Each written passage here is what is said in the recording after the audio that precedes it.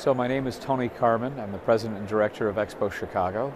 Very proud to have participated and founded EXPO Chicago back in 2012. We had 8 editions of the fair, which led us to September of 2019 until the pandemic caused us to postpone a couple of editions. So the renewal of EXPO Chicago this April of 2022 is a 2.5-year journey that we have embarked upon, and I'm grateful to be able to welcome the world back to our city, our institutions, and all the cultural activities that this city is very proud to host. It's been a long 2.5 years, but we're happy to be back. Yeah, you know, I moved to Chicago back in 1982 with a degree in fine arts and literature, but not a clear path of what I wanted to be when I grow up. I often say I still don't know what I want to be when I grow up, but the nice thing is when I moved to Chicago, Chicago hosted one of the first international art fairs, well, did host an international art fair for many, many years before there was anything else in North and South America, and I was lucky enough to be a young, newly planted Chicagoan and find that fair. And I became very, very active until the fair opened, and then I made myself totally indispensable. And what happened is I was exposed to another side of the industry that I did not know, and that is the art fair, both commercial and programmatic world that once I found it, it was very difficult for me to go back. Back then, the fair was called the Chicago International Art Exposition, and it welcomed the world to our great city in ways that we now get to build upon even in 2022, 42 years later. And that is this tradition of Chicago hosting these gatherings. You know, in my case, as I'm talking about moving to Chicago with a degree in fine arts and literature, you know, I never really felt like I had a driving artistic voice that said, be an artist. I think that's a very important thing to recognize, and that's if you have that voice inside, you need to follow it. I felt that I knew I wanted to work within the arts, but not necessarily create the arts. And, you know, upon starting as a security guard at the Chicago International Art Exposition, until all the trucks moved in, I made myself indispensable and learned a little bit about what it meant to be in production and in this cultural endeavor. That's a place that I felt I could contribute. It's a place that I felt not just in that job, but in subsequent roles that I've had in Chicago, a place that I knew was connected to the arts and I could grow within. And I think that, you know, being in arts administration or being engaged in the civic activities and the cultural activities of a city has been, and a city like Chicago has been hugely rewarding and a wonderful opportunity for me to continue to grow as I hope a good civic individual. EXPO Chicago, as I said, benefits greatly from a huge support from the local civic and cultural community. And in many ways, we are replicating the tradition that I have spoken about of Chicago hosting an international art fair. But although back in the 90s when there may have been 1, 2, or 3 competing fairs, that was really the last time that there was any multiple fair activities. And Chicago is a unique city in that it likes to work together. So when we launched EXPO Chicago in 2012, we immediately garnered great support from our cultural institutions, our local galleries, our artistic community, our restaurants and hospitality industry, and in a way that I feel is unique to our city.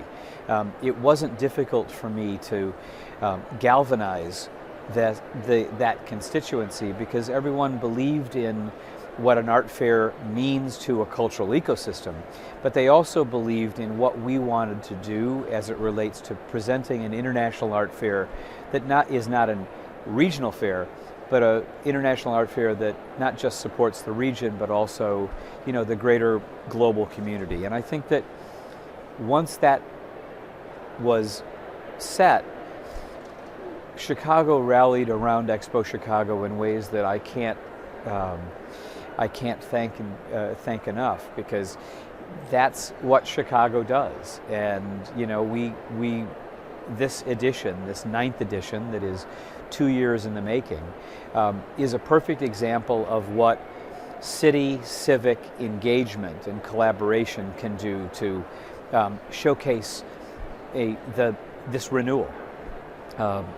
This year, we're working, as we did in the past, with 30, 40 institutions throughout the city of Chicago. We're working with all of our teaching institutions and the art schools and nonprofits and our galleries and our tourism agencies and all of that, as well as our institutions, our museums, which are just extraordinary, world class, but working with us. When you bundle all of that support, you actually have a unique message to send to the world. As an owner and director of Expo Chicago, I feel like I am closely aligned with the challenges that many galleries have in their respective cities. And what I mean by that is that galleries have to both fund art fairs, fund their gallery operations, fund their artistic exhibitions, and their artists, as well as advertising and all the things that go with operating a business or a gallery.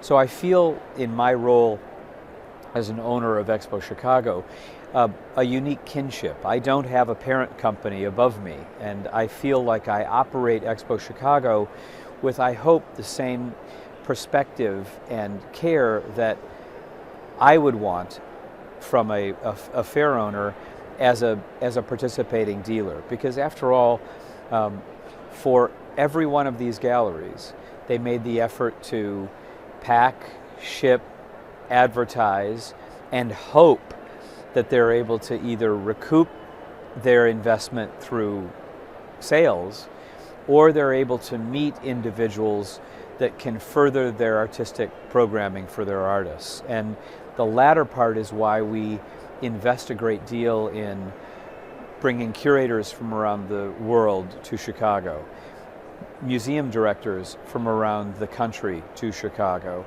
because if an art gallery from afar has traveled with the hope that they're going to be okay, if they don't sell all of the work, but they're able to meet art professionals, curators, and museum representatives, then that too is an important part of why they do art fairs.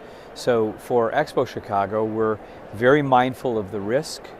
We're very mindful of being service first, because an art fair is, for the most part, 80-90% able to operate because of their booth fees, and it's our job to make sure that we treat them, every exhibitor, with the kind of respect, care, and service that gives them a chance to hopefully see business, do business, or see collectors, curators, and museum professionals to further their programs. So if I was going to give a tip to a dealer that was participating in Expo Chicago, I would also let them know that there's always been an openness at this fair to explore and to find. And what I mean by that is the diversity of Expo Chicago 2022, with galleries from around the world and artists represented from 25 countries and 65 international cities, allows many of the collectors or the patrons to actually do what a fair should do, and that's they're able to find new work and explore. So when I'm asked the question, what would I tell an art gallery? The best thing I can say is bring work that allows who I just said, collectors, curators, and arts professionals, a chance to find. Now, there's really no price range that I would ever offer, because you can find works from $1,000 US to several $1,000,000 US. So the good news for anyone coming into this fair is there's a broad variety of opportunities for one to actually acquire artwork. In addition to the exhibiting galleries in the main section or our exposure section that's available to galleries 10 years and younger, is we work closely with our cultural institutions in Chicago. We are thrilled to be working with Printed Matter for art books. We're thrilled to be working with the Museum of Contemporary Art Chicago and DAP art books. So if you came to Expo Chicago this year, you're going to see and have an opportunity to take something home. If this is what you want, participate in this wonderful international discourse of artists that might be in your price range, that may not be that multi-million-dollar artwork, but may be an important part of either a book collection or an editioned work. So there's many ways that one can engage an art fair outside of having to have a great deal of money. We've done a number of things to eliminate a number of areas in our carbon footprint. As one is a simple one, and that is, this is the first year that Expo Chicago we have not carpeted our aisles. Now, we have a great, it's a wonderful floor and it's a wonderful venue, but it was a decision that we made to limit the waste of basically single-use carpet.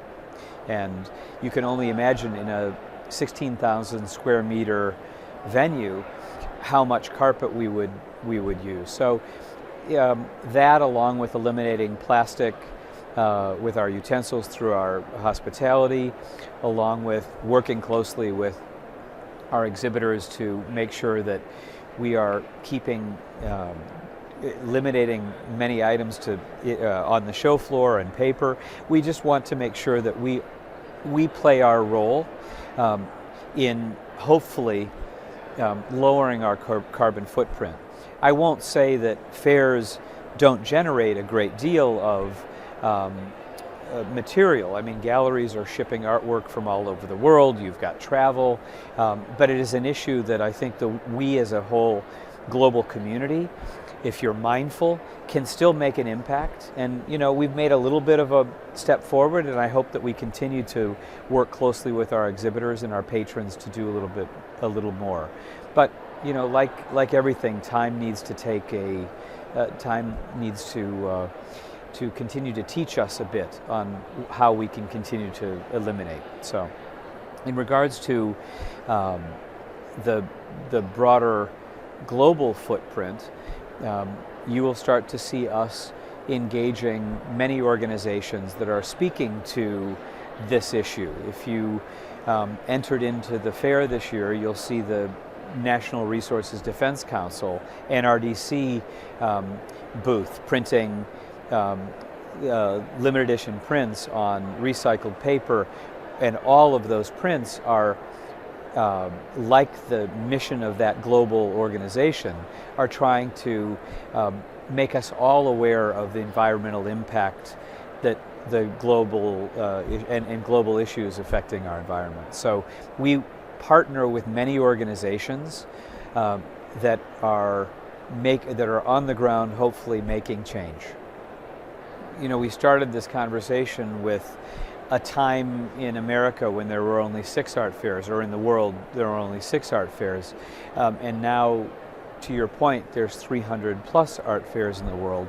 They all have a role to play, not just for their local community, but a global network of galleries and artists. But I think that the important thing that we have in front of us is to make sure that we're being mindful for the exhibitors and the costs that they are incurring. I've encouraged many galleries to do shared booths if it works for them, by virtue of eliminating both a risk and opportunities to bundle, either shipment of artwork. That too contributes to what we hope is maybe a more sustainable participation. But I think that ultimately an art fair still is an important convening moment, and I want to make sure that we remain being an important convening moment every April, but that we're working with a diverse group of galleries, and I want to continue to work with that diverse group of galleries for a long, long time. Now, we're never a fair that would be a mega fair in number of galleries, because we're bound by this space and there's no room to grow to. We occupy, with both common areas as well as galleries, all that we'll ever be able to occupy, and I think that is an asset for us. You're not going to see a 200 or 250 gallery art fair here, because we like being, what I like to say, sort of a big boutique art fair, sort of what I feel is the right size for the venue, and a very good size for collectors to be able to explore a broad number of galleries and artists, but not be overwhelmed. I'm awfully proud that our edition this year is very diverse, not just in number of galleries from around the world, but also incredibly diverse in both audience as well as the artists participating. And what I mean by diverse is broad, large cultural engagement. African diaspora, African American diaspora, Latinx diaspora, Asian, and making sure that in addition to the artwork and the artists that are being presented, that we are also attracting a same constituency to this fair. I think one of the nicest compliments that I heard after opening night was how diverse the audience was, both in age and in culture. That's rewarding to me, because after all, that is what our global community looks like. And so I would love to say that we had a specific role in making that happen, but we didn't make a determined effort to try to be diverse. Diversity came to us by virtue of this wonderful collection of what Chicago is, a very diverse community. So by theme, we didn't do anything by theme, we didn't do anything by outreach, other than what we normally have done.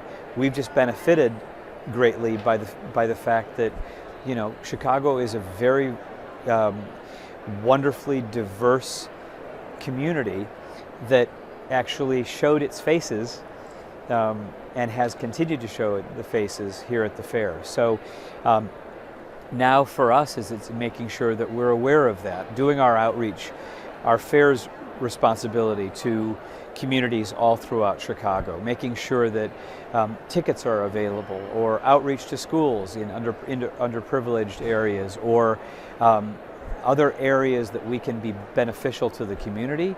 That's what I feel is the service of the fair and what we should be doing. But I'm awfully proud that if you've walked Expo Chicago, you're going to be seeing a very, very broad, diverse audience.